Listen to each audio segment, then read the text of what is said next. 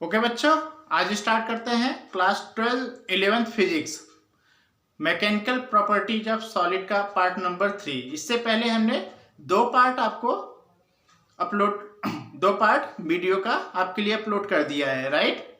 ठीक है, तो पार्ट नंबर 3 में हम स्ट्रेस और स्ट्रेन के बारे में पढ़ेंगे और इनके टाइप्स और इनके पूरे कंसेप्ट को क्लियर करेंगे। ठीक है, पूरे कंसेप्ट को, क्योंकि जब तक ये हम समझ नहीं पाएंगे तो आगे हमें elastic limit and Hooke's law समझने में और स्ट्रेस स्ट्रेन कर्व समझने में प्रॉब्लम होगी, इसलिए हम इसको समझ लेते हैं। तो स्ट्रेस की बात करें हम, तो यहाँ पे अगर हम बात करें कि अगर एक रॉड है या कोई भी मटेरियल का, इसको हमने यहाँ से हैंग कर लिया है, ठीक है, इस तरह से इसको लटका दिए हैं। अभी ये इसका ओरिजिनल शेप है। अब इस पे क्या होंगे, इनके छोटे छोटे मॉलिक्यूल्स होंगे, कुछ डिस्टेंस पे होंगे। हम यहाँ पे जूम वर्जन दिखा रहे हैं ताकि आपको ये क्लियर समझ में आए, राइट बच्चों?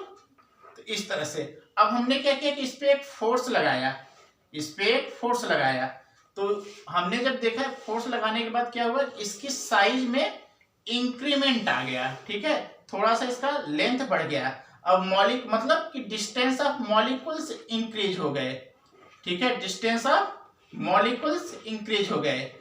अच्छा, टोटल नंबर ऑफ मॉलिक्यूल्स तो सेम ही होंगे, ठीक है, बस इनमें डिस्टेंस बढ़ गया।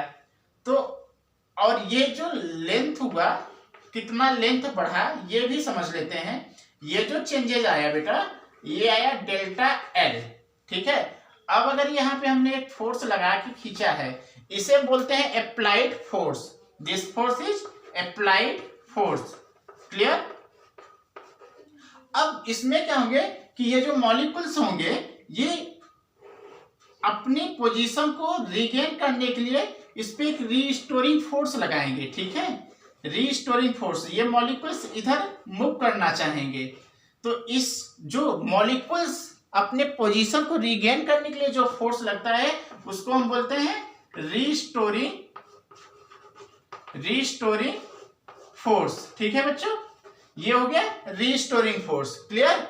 अब एक चीज समझो कि जैसे ही हम अप्लाइड फोर्स को रिमूव कर देंगे, ये अपने ओरिजिनल शेप को रीगेन कर लेगा, ठीक है, ओरिजिनल शेप को रीगेन कर लेगा। तो यहाँ पे दो चीज आपको मिला, एक ये इस लेंथ में इंक्रीमेंट हुआ डेल्टा एल, और यहाँ पे एक रीस्टोरिंग फोर्स मिला, आपको अगर समझ में आ रहा हो, ठीक है, रीस्टोरिंग फोर्स।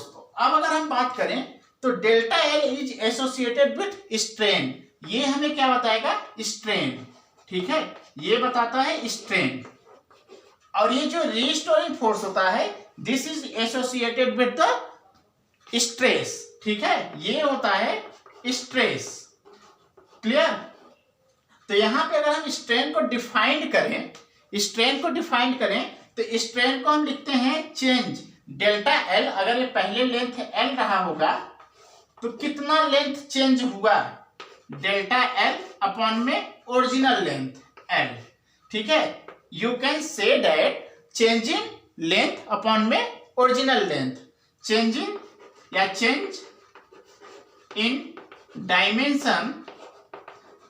डायमेंशन अपॉन में ओरिजिनल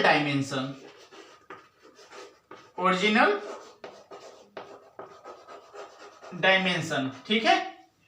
अब यहां पे ये आ गया। अब अगर हम स्ट्रेस की बात करें तो स्ट्रेस होता है बच्चों रीस्टोरिंग फोर्स अपॉन में एरिया, रीस्टोरिंग फोर्स अपॉन में एरिया, क्रॉस सेक्शन एरिया, ठीक है, क्रॉस सेक्शन एरिया।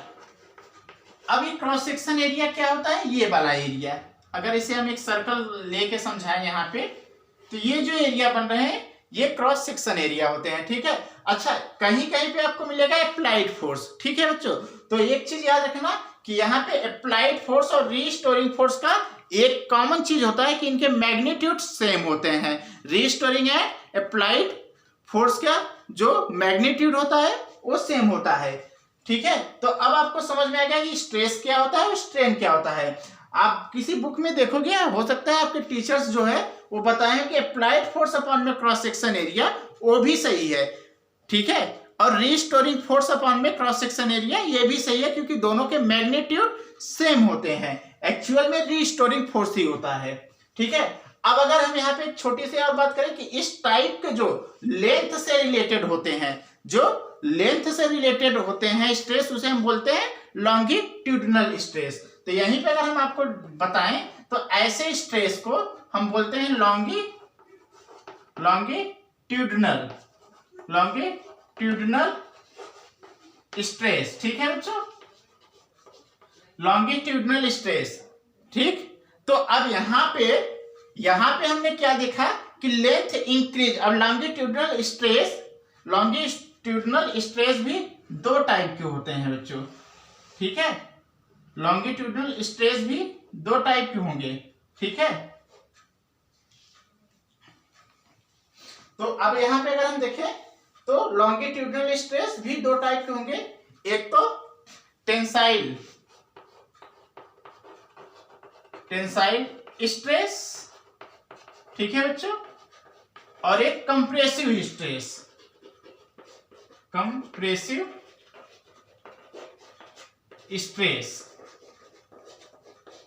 ठीक है। ये दो टाइप के होते हैं, एक टेंसाइल स्ट्रेस और एक कंप्रेसिव स्ट्रेस। तो अब टेंसाइल स्ट्रेस जब हम अप्लाइड फोर्स करके, जैसे यहां पे हमने इसके लेंथ को बढ़ा दिया,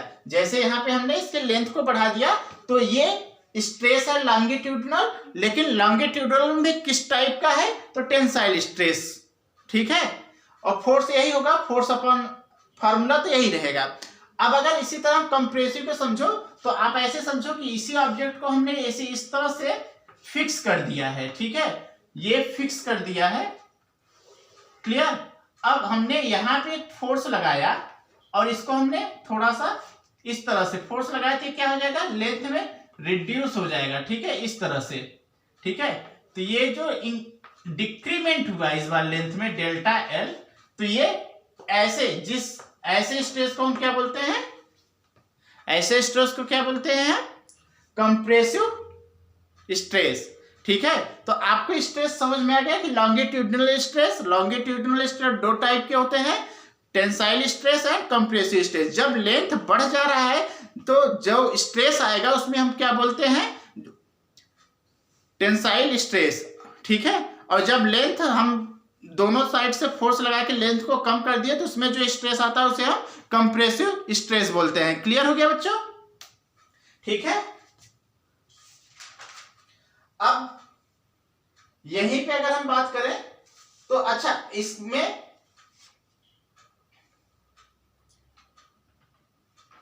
स्ट्रेन की बात करें हम, तो अब देखो कि एक मिनट बच्चों, इसे रब कर देते हैं, ठीक है।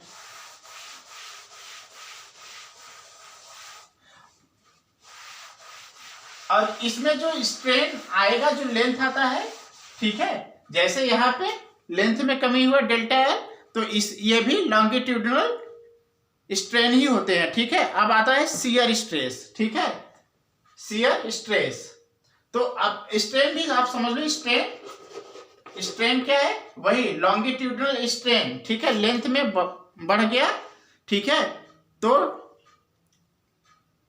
लॉन्गिट्यूडिनल मतलब लॉन्गिट्यूडिनल जब लेंथ से रिलेटेड हो तो लॉन्गिट्यूडिनल स्ट्रेन हो जाएगा, ठीक है, delta L by L. Clear, ठीक है।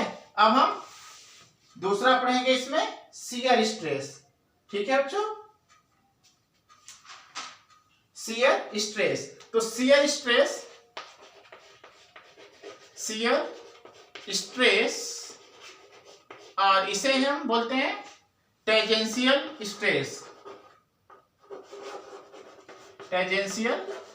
स्ट्रेस।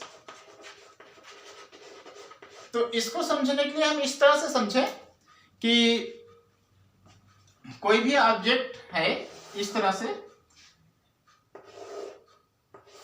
इस पे टेंजेंशियली फोर्स इस तरह से लग रहा है बच्चों, ठीक है, इस तरह से एक फोर्स लगा के इसको पुश किया गया, तो इसका जो शेप हो जाएगा वो थोड़ा सा चेंजेस हो जाएगा। अगर हम आपको यहां पे दिखाएं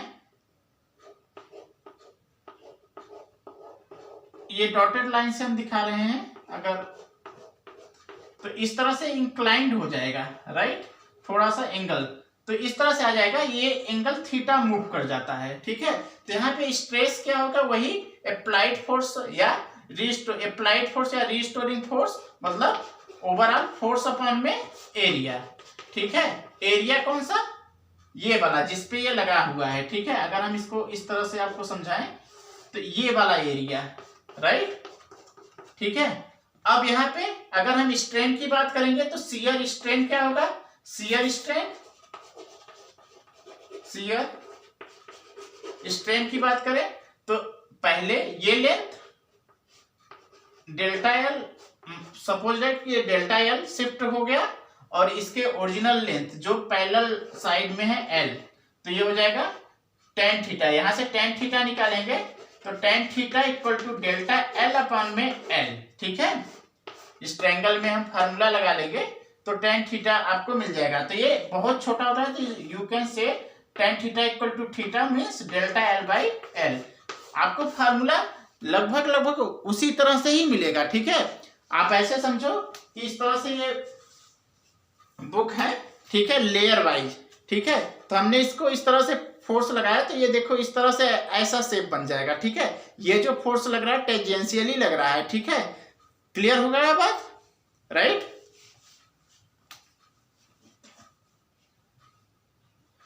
ओके, अब एक टाइप का और है हाइड्रोलिक स्ट्रेस, ठीक है, हाइड्रोलिक स्ट्रेस।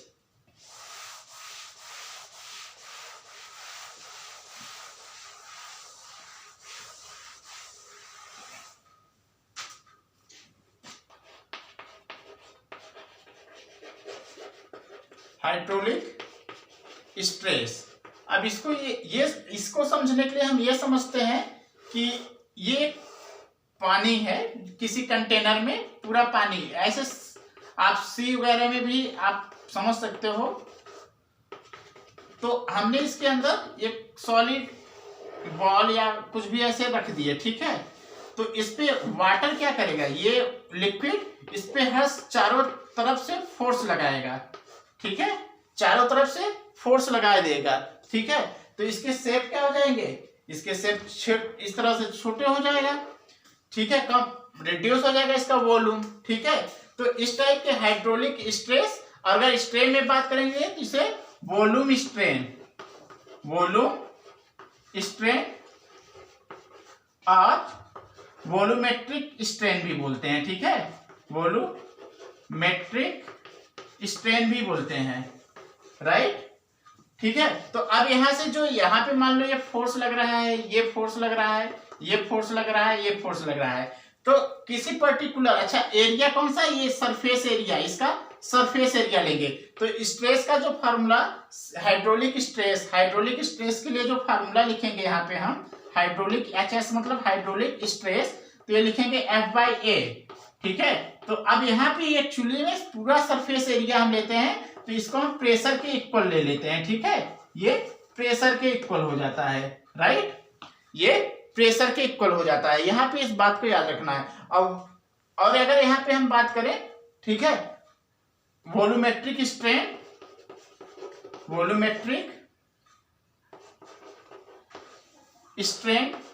तो वॉल्यूमेट्रिक स्ट्रेन क्या होगा बच्चों कि शुरू अभी इसका मान लिया कि डेल्टा V वॉल्यूम चेंज हुआ, डेल्टा V, तो क्या आ जाएगा, डेल्टा V अपॉन में V, ओरिजिनल वॉल्यूम V रहा होगा, ठीक है, डेल्टा V अपॉन में V, ठीक है। अच्छा, किसी बुक में यहाँ पे माइनस लिख लिया जाता है तो यही शो करता है कि वॉल्यूम क्या हो रहा है, कम हो रहा है, रिड्यूस हो रहा है, ठीक है। अब एक चीज और समझते हैं कि हमने टाइप्स देखो, और दूसरा, अच्छा, जो हमने शियर स्ट्रेस पढ़ा था और शियर स्ट्रेन जो theta equal to delta L/L आया था, उसे टेंजेंशियल स्ट्रेन भी बोलते हैं, ठीक है। अब अगर इसमें हम नेक्स्ट बात करें कि अच्छा यूनिट क्या होगा, तो यूनिट, स्ट्रेस का यूनिट भी अगर हम बात करें तो स्ट्रेस का यूनिट हम यही फोर्स अपॉन में एरिया, मतलब न्यूटन पर मीटर स्क्वायर, ठीक है। स्ट्रेन की बात करें तो स्ट्रेन क्या होता है, चेंज इन डायमेंशन, यूनिट की बात हो रहा है बच्चों इस बार, ठीक है। स्ट्रेन का यूनिट की अगर बात करें हम तो स्ट्रेन की unit delta L by L, change in length upon में लेंथ, मतलब मीटर अपॉन में मीटर। तो स्ट्रेन एक मीटर अपॉन में मीटर कैंसिल हो जाएगा ना, मीटर अपॉन में मीटर कैंसिल। तो ये स्ट्रेन एक यूनिट लेस क्वांटिटी है। क्लियर हो गया बच्चों? तो ये पार्ट यहीं पे कंप्लीट करते हैं। अब नेक्स्ट पार्ट हम इलास्टिक लिमिट और हुक्स लॉ और यंग मॉडुलस स्टार्ट करेंगे। ठीक है, अगर आप मेरे चैनल पे पहली बार आए हो तो आप सभी लोगों से निवेदन है कि हमारा चैनल सब्सक्राइब करके अपने दोस्तों के पास फॉरवर्ड कर दो। ठीक है, कोई भी डाउट है तो आप कमेंट बॉक्स में जरूर लिखो। Okay, thank you class.